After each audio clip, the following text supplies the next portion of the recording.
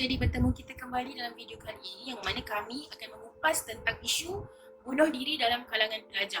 Okey, bunuh diri itu sendiri bermaksud satu perbuatan dengan niat untuk menamatkan nyawa. Jadi bila perbuatan itu gagal, dia dipanggil sebagai cubaan membunuh diri. Kebanyakan pengkaji telah mendefinisikan tingkah laku bunuh diri ini merangkumi 5 aspek. Yang pertama ialah idea untuk membunuh diri. Yang kedua ialah merancang untuk membunuh diri.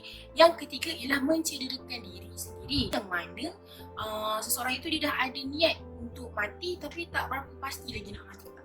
Okay, yang seterusnya yang keempat ialah cubaan membunuh diri dan yang kelima ialah membunuh diri ataupun istilahnya ialah complete suicide. Jadi berbalik kepada topik yang kita nak kupas pada video kali ini iaitu isu bunuh diri dalam kalangan pelajar. Kajian telah membuktikan bahawa tahap kesihatan mental pelajar di negara kita ini di tahap yang membimbangkan. Ia telah dijalankan oleh Kajian Kesihatan Morbiditi Kebangsaan pada tahun 2017 ke atas 30,496 orang pelajar sekolah menengah yang mana berusia daripada 13 tahun hingga 17 tahun. Kajian itu telah mendapati bahawa 11.2% daripada jumlah pelajar tersebut mempunyai idea untuk bunuh diri, manakala 9% pelajar daripada jumlah pelajar tersebut merancang untuk bunuh diri dan 10.1% melakukan cubaan bunuh diri.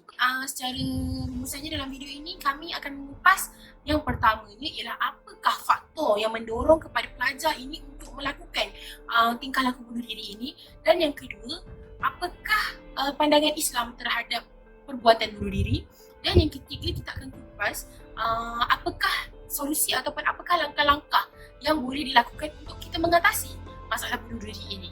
Jadi, stay tune. Assalamualaikum. Okey, sekarang Mak akan sambung slide seterusnya tentang faktor berlakunya masalah bunuh diri dalam kalangan pelajar. Okey, kat sini Mak tekankan 3 faktor. Faktor yang pertama adalah persekitaran. Yang kedua adalah individu dan yang ketiga faktor teknologi. Faktor persekitaran adalah faktor yang berlaku di sekeliling kita. Maksudnya macam keluarga, rakan sebaya macam tu.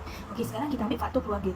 Berlakunya bunuh diri yang disebabkan keluarga adalah salah satunya disebabkan pilih kasih dalam keluarga itu sendiri. Maksudnya setengah keluarga dia ada anak yang ni pandai sikit, yang ni yang biasa sikit. Maksudnya bila anak itu ada kelebihan yang lebih, dia melebihkan anak yang mempunyai kelebihan itu. Yang anak yang kurang kelebihan itu macam diletakkan di tepi. Jadinya mereka yang kurang kelebihan tu merasakan diri mereka ni tidak disayangi. So mereka rasa buat apa kita nak teruskan hidup kalau tak ada orang yang sayang, tak ada orang nak bagi perhatian. Okey. Itu dari segi masalah keluarga. Kita terus kepada masalah individu itu sendiri. Masalah individu itu sendiri adalah yang pertama saya ambil kemurungan dan yang kedua adalah kurangnya keyakinan dalam diri seseorang. Kemurungan ni merasakan kepada merasa sedih yang terlampau, merasa susah hati yang terlampau. So bagi remaja itu masalah yang berlaku itu dia rasa terbeban. Dia merasa terbeban dan dia memperbesarkan sehingga pemikiran negatif yang boleh merosakkan diri dia sendiri. So dengan dia tak boleh nak handle keadaan tu, dia rasa better dia bunuh diri. Okey? Dan yang kedua adalah kurangnya keyakinan diri. Kurangnya keyakinan diri ni adalah masalah dalam diri kita yang kita rasa macam kita tak bagus macam orang lain. Contohnya macam dalam artikel yang saya tunjuk tu, pelajar bunuh diri sebab tak tahan dengan diejek oleh rakan yang dia tu gemuk. Maksudnya bila kita body shaming orang, kita tak tahu apa yang orang tu rasa dalam dia. Maksudnya kita kata dia gemuk. Tak ada siapa yang suka diejek, tak ada siapa yang suka rasa dirinya ni buruk. Jadinya dengan rasa keejekan tu dia rasa diri ni tak disayangi. Jadinya dia bunuh diri. Sebabkan keejekan kawan-kawan itu. Okey, faham tak? Dan seterusnya faktor teknologi. Faktor teknologi ni adalah teknologi ni maksudnya media massa seperti Instagram, Twitter, FB dan sebagainya kan. Remaja sekarang ni dia lebih terdedah kepada media massa yang meluas. Anak muda zaman sekarang juga dia lebih suka kepada menyuarakan pendapat dalam Instagram berbanding dengan dia share dengan kawan-kawan yang boleh dengar dan bagi pendapat. Dia lebih suka macam sekarang macam kat Twitter dia boleh tulis macam tu kan. Dia lebih suka share macam tu. Itu nanti orang like, orang komen macam tu. Kita sepatutnya kita kena, bila kita ada masalah kita kena bersemuka dengan orang yang boleh dengar masalah kita, bagi pendapat depan-depan, bukannya daripada media sosial. Kita tak kenal orang dekat media sosial tu yang boleh bagi pendapat kita. Okay, so saya nak tekan kat sini tentang artikel pelajar buat poll. Dia buat poll dekat Instagram dan poll yang pertama belah kiri tu dia tulis D dan belah kanan tu dia tulis L. D tu mewakili die dan L tu mewakili life. Okay, so bila dia buat poll tu orang rate, orang tekan sudah akan dapat persen lah, berapa persen yang orang nak kita daripada kita punya soalan tu kan. Jadinya 60% daripada poll tu nak minta dia untuk die. So dia pada keadaan itu yang sedang stres ke, tengah ada masalah ke, dia akan rasa macam 69% tu tinggi untuk dia dan semua orang nak dia mati. So dengan 60% tu lah menyebabkan dia bunuh diri. Mungkin dan keputusan untuk bunuh diri mungkin pada dia dah tak ada orang sayang dia. So dengan sebabkan pool pula dia bunuh. Assalamualaikum warahmatullahi wabarakatuh. Saya akan menerangkan tentang topik bunuh diri menurut perspektif Islam. Okey, bunuh diri itu bermaksud perbuatan yang menyelamatkan nyawa diri sendiri dengan sengaja, dan apabila perbuatan itu gagal, ia dipanggil cubaan membunuh diri. Okey, dalam Islam, perbuatan membunuh diri merupakan salah satu daripada dosa-dosa besar. Allah Subhanahu Wa Taala melarang kita daripada melakukan perkara-perkara yang boleh membinasakan diri kita, seperti dalam firman-Nya dalam surah Al-Baqarah ayat 195 yang bermaksud, dan janganlah kamu sengaja mencampakkan diri kamu ke dalam bahaya kebinasaan. Okey, menurut para ulama pula, bunuh diri merupakan suatu perbuatan yang menunjukkan ketidaksabaran manusia dalam menghadapi suatu ujian, iaitu mendahului keputusan Allah, mendahului kehendak Allah. Orang-orang yang melakukan bunuh diri ini akan menerima akibat daripada perbuatannya. Menurut perspektif Islam, hukum membunuh diri adalah haram dan dia termasuk salah satu daripada dosa-dosa besar. Okey, dalam hadis menyebut man qatala nafsahu bisyai'in azaba bihi yaumal qiyamah, yang bermaksud barang siapa yang membunuh dirinya sendiri dengan suatu cara yang ada di dunia, nescaya kelak pada hari kiamat Allah akan menyiksanya dengan cara seperti itu pula. Hadis riwayat Bukhari dan Muslim. Dalam hadis yang lain pula mengatakan, barang siapa membunuh diri dengan besi, maka di neraka jahanam nanti besi itu selalu di tangannya, ia menusuk-nusukkannya ke perutnya selama-lamanya. Dan barang siapa membunuh diri dengan minum racun, maka di neraka jahanam nanti ia akan terus meminumnya selama-lamanya. Dan barang siapa membunuh diri dengan menjatuhkan diri dari gunung, maka di neraka jahanam nanti ia akan menjatuhkan dirinya selama-lamanya. Hadis riwayat Muslim. Jadi kita sebagai umat Islam haruslah berpegang kepada Al-Quran dan hadis, Al-Quran dan Sunnah, supaya kita tidak tersasar jauh daripada pegangan hidup Islam. Sesungguhnya Allah Ta'ala tidak akan pernah memberi cubaan lebih daripada kemampuan hamba-Nya. Kita haruslah percaya bahawa setiap masalah atau ujian yang kita hadapi pasti ada solusinya. Baiklah, setelah kita tahu apakah faktor yang menyebabkan berlakunya masalah bunuh diri dalam kalangan pelajar, jadi sekarang saya akan mengupas bagaimana cara atau langkah untuk mengatasi masalah bunuh diri dalam kalangan pelajar. Kami datangkan 4 cara atau langkah mengatasi masalah ini. Untuk langkah yang pertama, hendaklah mempunyai pegangan agama yang kuat, di mana dalam falsafah pendidikan kebangsaan bertujuan melahirkan pelajar yang harmoni dan seimbang dari segi jasmani, rohani, emosi dan intelek. Akan tetapi, institusi dan sekolah kini lebih mengejar kecemerlangan intelektual berbanding dengan aspek yang lain. Sedangkan kita perlu seimbang. Pencapaian akademik yang terbaik adalah pelajar yang seimbang dari segi emosi, jasmani, rohani dan intelek. Sebagai contoh, diri saya sendiri dalam mengejar date submission dan siapkan tugas anak Kiki, saya bila tiba waktu solat, saya lambatkan kerana nak saya kerja dulu lagi sikit je. Macam tu. Selalu cakap macam tu. Lagi sikit je. Jadi saya lambat solat. Lepas tu hubungan dengan Allah kurang. Sampai satu hari saya didatangkan dengan masalah yang besar yang saya rasa saya tak boleh selesaikan. Saya dah give up. Saya penat. Dalam masa yang sama, saya terjebak ayat la tahzan innallaha ma'ana. Barulah saya sedar bahawasanya saya ada Allah yang bagi saya masalah tu. Mungkin selama ni saya sibuk dengan urusan dunia, saya lupa dengan urusan saya dengan Allah. Jadi saya kembali kepada jalan, saya cuba untuk solat awal waktu macam dulu balik. Jadi barulah saya rasa lebih tenang berbanding dengan sebelum tu. Seterusnya yang kedua, iaitu komunikasi yang berkesan. Komunikasi yang berkesan ni berlaku apabila interaksi antara individu dan individu yang lain ataupun interaksi dua hala. Okey, contohnya bila kita dalam masalah, kita ceritakan pada seseorang ataupun orang yang mereka yang kita percaya. Jangan simpan dalam hati sorang-sorang. Jangan rasa kita tak ada siapa pun kita boleh luahkan. Kita ada Allah yang boleh mendengar segala luahan tanpa kita sedar sebenarnya. Dan kita ada ibu bapa yang ada sentiasa dengan kita walau macam mana susah pun. Dan kita ada adik-beradik, dan kita juga ada kawan, dan kita juga mungkin ada masyarakat yang boleh mendengar masalah kita. Kita kena luahkan, jangan kita simpan dalam hati. Okey?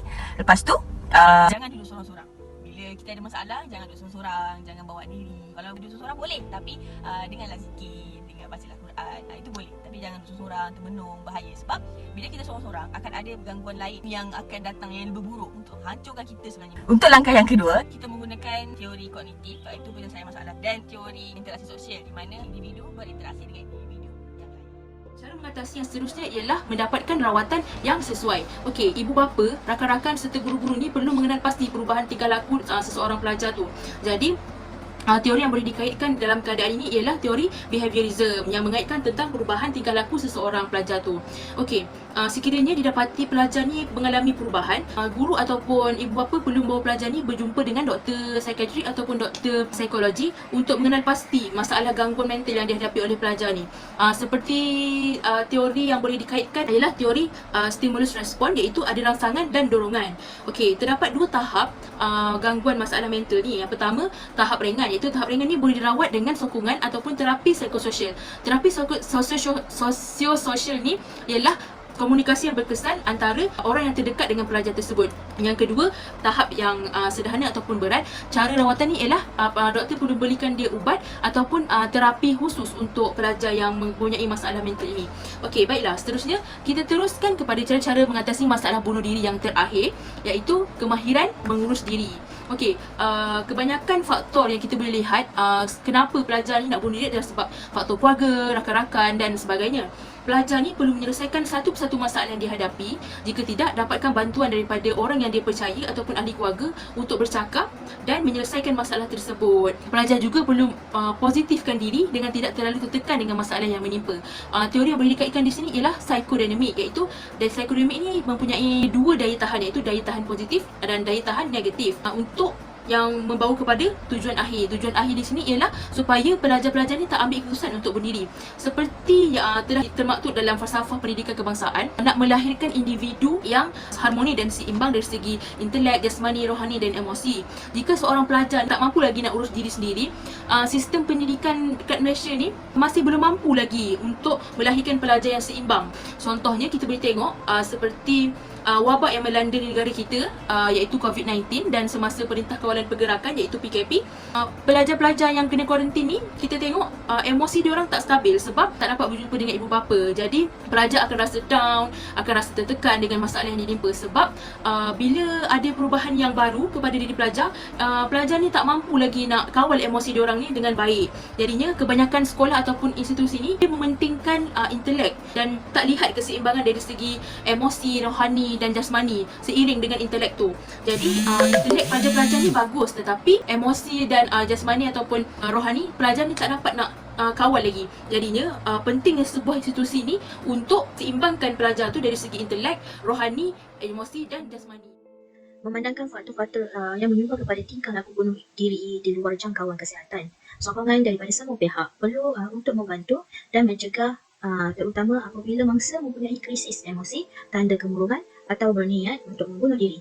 Langkah pencegahan yang segera juga perlu diambil sekiranya kita mengambil serius mengenai masalah mereka, mengambil masa untuk mendengar keluhan serta mengambil berat dan memberikan sokongan sosial. Sekiranya keadaan tidak bertambah baik, bantu mereka ini untuk mendapatkan rawatan pakar atau hubungkan mereka dengan perkhidmatan yang sedia ada. Maka semua pihak, terutamanya remaja, harus sedar bahawa tindakan negatif seperti bunuh diri tidak akan menyelesaikan apa-apa masalah. Ia sebaliknya mencetuskan pelbagai masalah lain yang memberi kesan besar dalam kehidupan dan sosial masyarakat sendiri. Untuk mengelakkan gejala bunuh diri dalam kalangan remaja, mereka perlu diberikan pendidikan tentang strategi, daya tindak terhadap stres, kemurungan dan kebimbangan.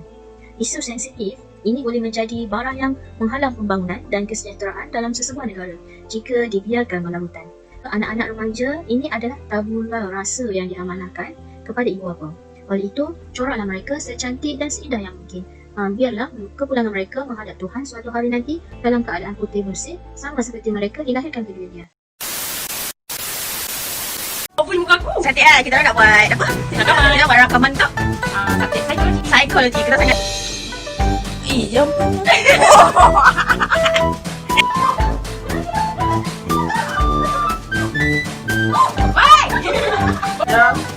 Amboy. Hai.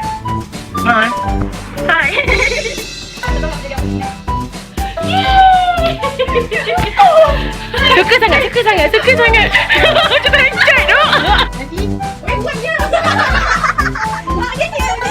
And action.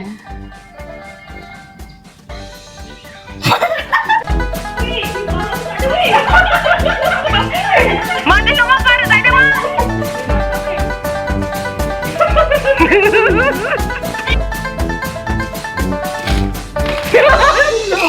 Action.